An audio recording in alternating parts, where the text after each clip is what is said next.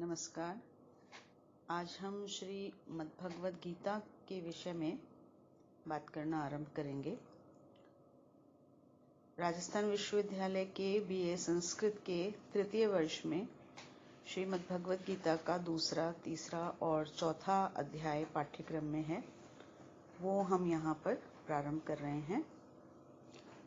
श्रीमद् भगवत गीता विश्व में अद्वितीय साहित्य में मानी जाती है। अत्यधिक प्रकाशन होता है इसका, पठन होता है इसका। वास्तव में यह महाभारत का ही एक अंश है, लेकिन बहुत से लोगों को ऐसा लगता है कि श्रीमद् भगवत गीता कोई अलग से ग्रंथ है। ऐसा नहीं है। महाभारत में ही एक प्रसंग आता है जहाँ पर गीता के जो उपदेश हैं वो लिखे गए हैं। श्री कृष्ण के द्वारा अर्जुन को दिए गए उपदेश हैं।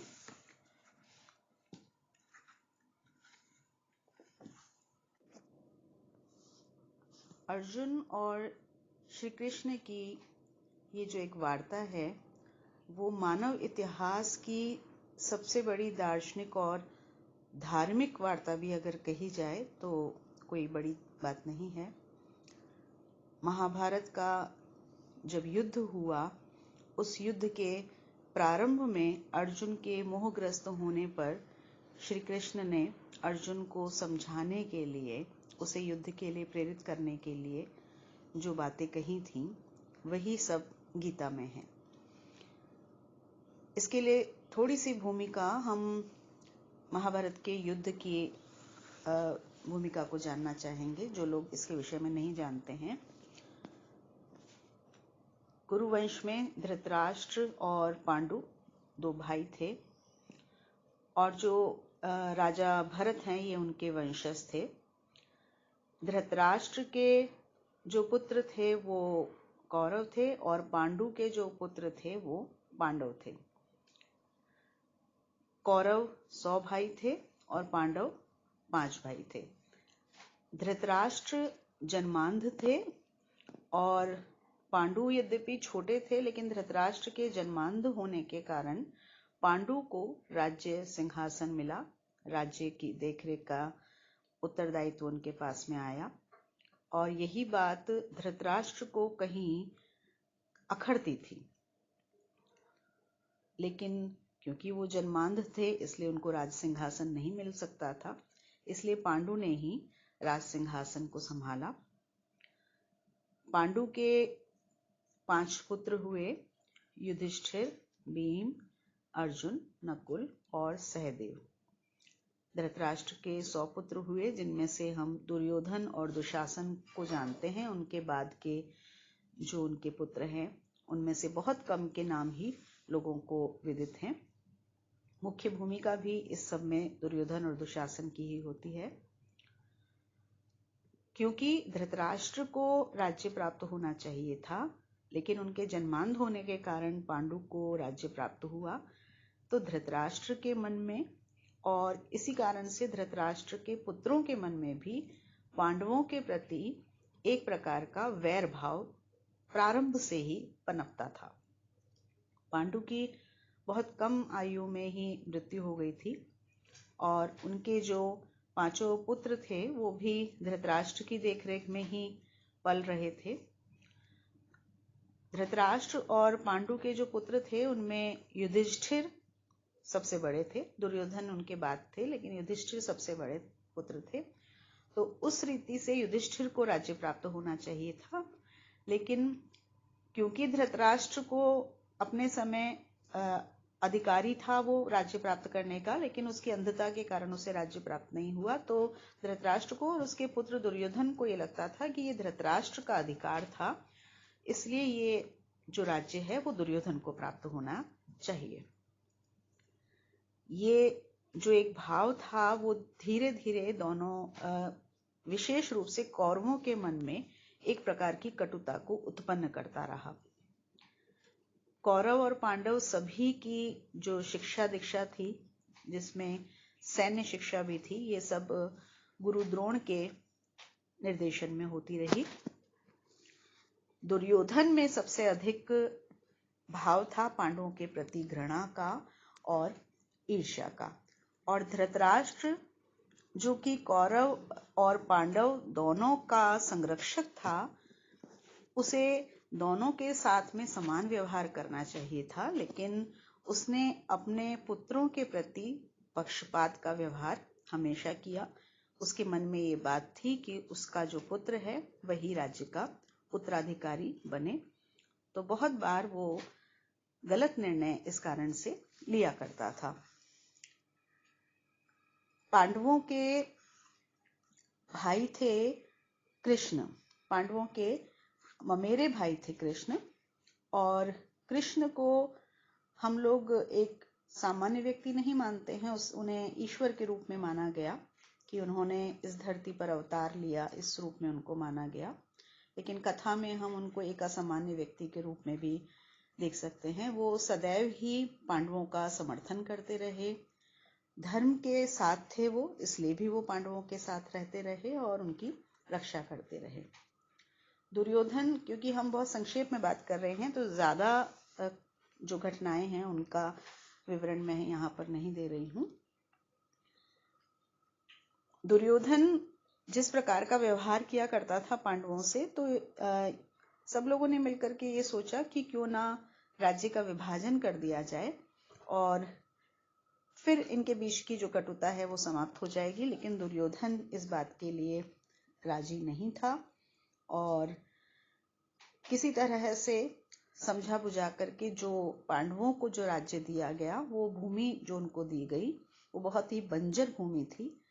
पांडव बहुत ही सहनशील प्रवृत्ति के थे, एक साधु प्रवृत्ति के थे, और उनमें से जो युधिष्ठिर था, धर्मराज जिसे कहा जाता है, धर्म का पालन करने वाले थे, तो उन्होंने उसे भी सहर्ष स्वीकार कर लिया और अपनी मेहनत से, अपने परिश्रम से उस बंजर भूमि को उन्होंने एक बहुत अच्छे इंद्रप्रस्थ नगरी के रूप में उन्होंने उसको स्थापित किया।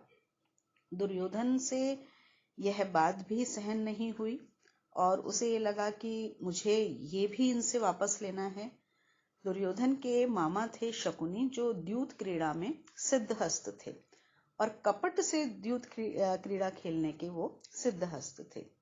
तो दुर्योधन ने एक षड्यंत्र रचा, एक कपट की योजना बनाई और युधिष्ठिर जो कि द्यूत क्रीड़ा का रसिक था, उसे एक शौक था द्यूत क्रीड़ा का, उसको द्यूत क्रीड़ा के लिए आमंत्रित किया।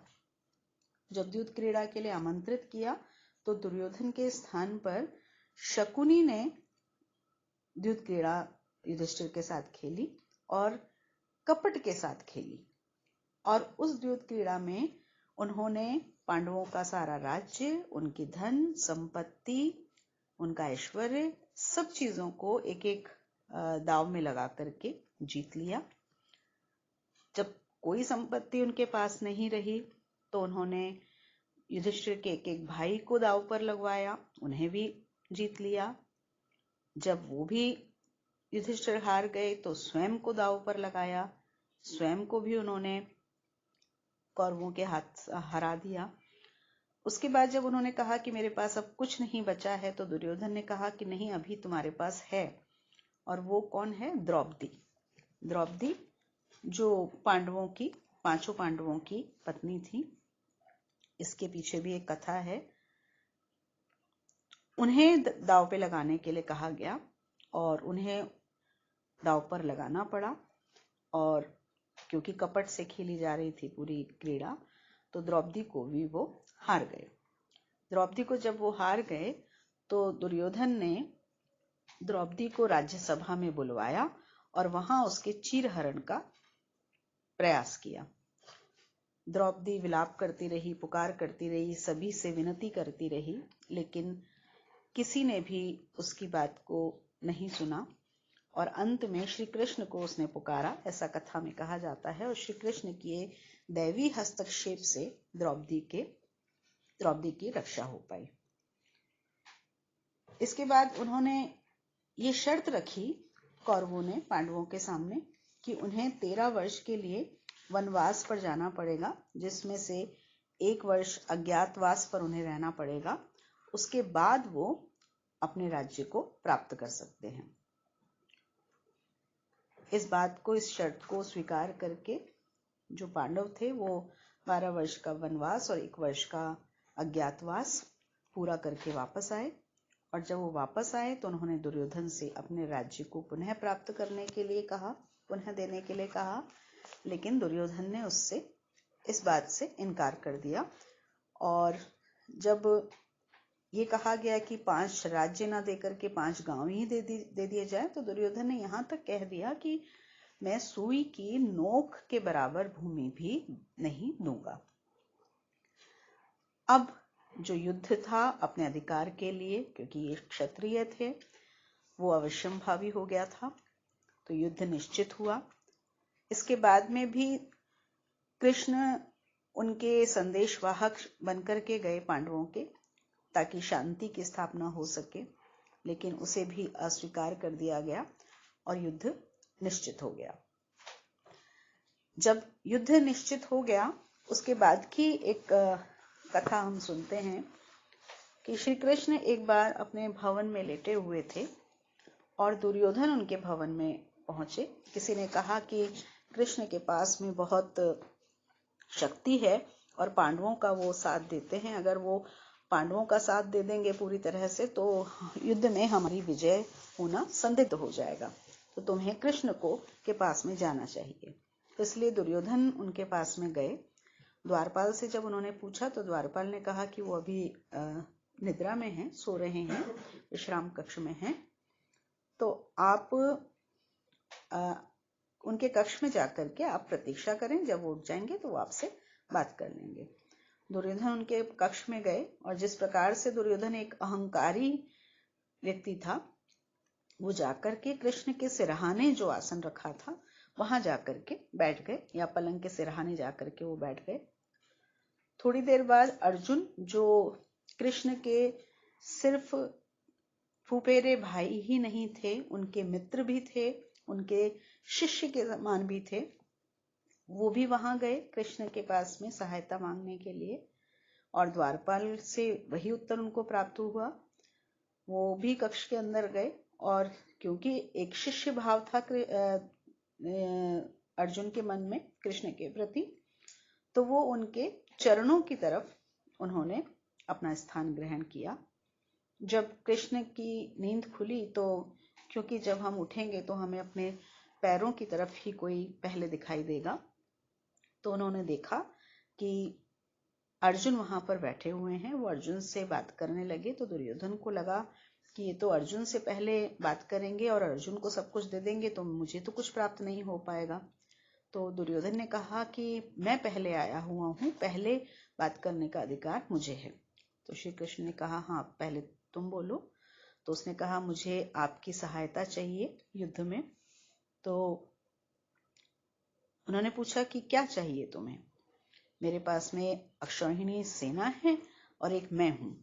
और श्री कृष्ण अपने बड़े भाई बलराम को ये शपथ दे चुके थे कि वो इस युद्ध में शस्त्र नहीं उठाएंगे, क्योंकि जो बलराम थे वो दुर्योधन के गुरु रह चुके थे, उनका स्नेह दुर्योधन की तरफ था और वो नहीं चाहते थे कि श्री कृष्ण दुर्योधन के विपक्ष में खड़े हों, पांडवों का पक्ष लें। तो ये शपथ उन्हें अपने भाई को देनी पड़ी थी कि मैं युद्ध में शस्त्र नहीं उठाऊंगा। तो श्री कृष्ण ने दुर्योधन के सामने ये शर्त रखी कि ये बात कही, शर्त नहीं रखी बल्कि ये बात कही कि एक तरफ मेरी विशाल सेना है और एक तरफ मैं हूं बिना शस्त्रों के, तो तुम पहले आए हो तो जो तुम चाहते हो वो पहले मांग लो। दुर्योधन बड़ा प्रसन्न हुआ कि पहले आकर के मुझे एक बड़ा लाभ मुझे यहाँ प्राप्त हो गया। तो उसने कहा कि निहत्थे कृष्ण का मैं क्या करूंगा। तो उसने उनसे उनकी सेना मांग ली। श्री कृष्ण ने उनको सेना दे दी। अब अर्जुन से जब उन्होंने पूछा कि अब तो तुम्हारे लिए तो मैं ही बचा हूं, लेकिन मुझे लेके क्या करोगे तुम? तो उसने कहा कि नहीं, अगर आप पहले भी मुझे अवसर देते तो मैं आपको ही लेता, क्योंकि मुझे सेना की आवश्यकता नहीं है, आपकी आवश्यकता है, आपके साथ की आवश्यकता है, आपके निर्देशन की आवश्यकता है। और इस तरह से कृष्ण इस युद्ध में अर्जुन के रथ के सारथी बने।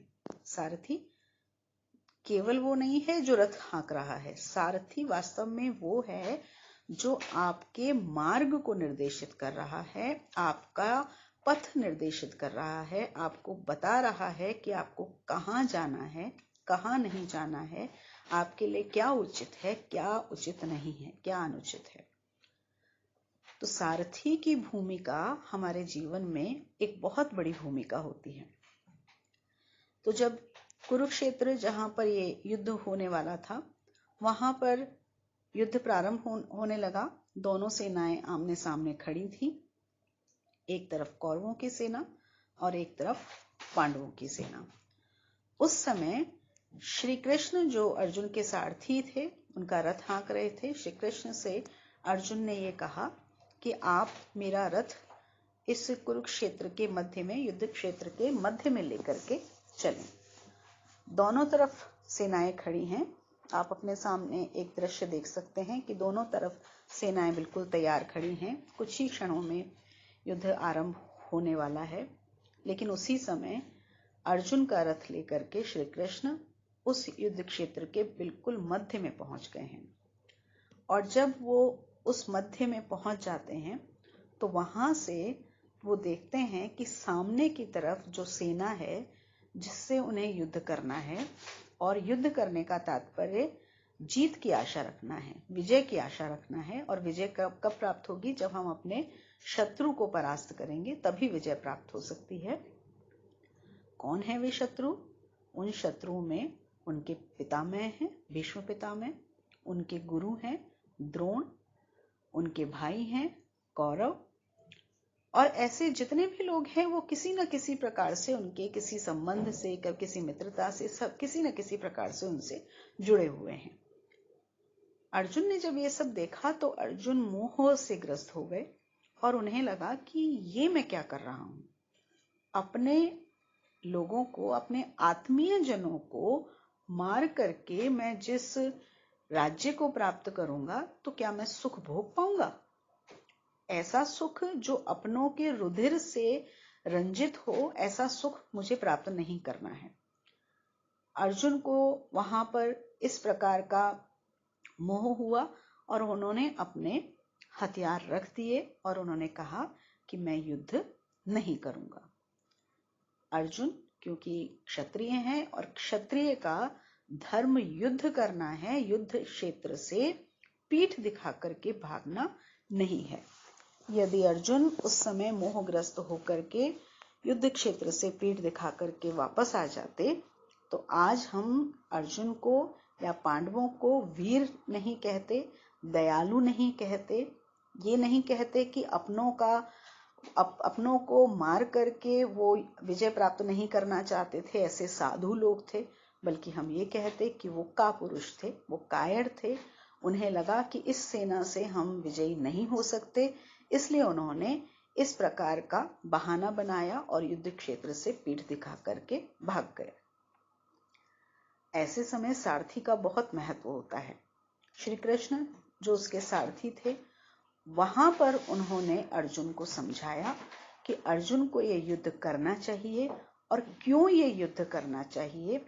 ये बातें जिस अंश में कही गई हैं वे सभी बातें श्रीमद् भगवद गीता के रूप में हमारे सामने हैं।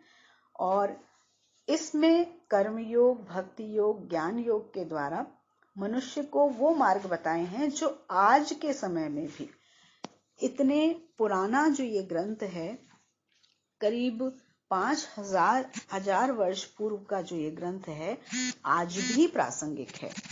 वो किस लिए?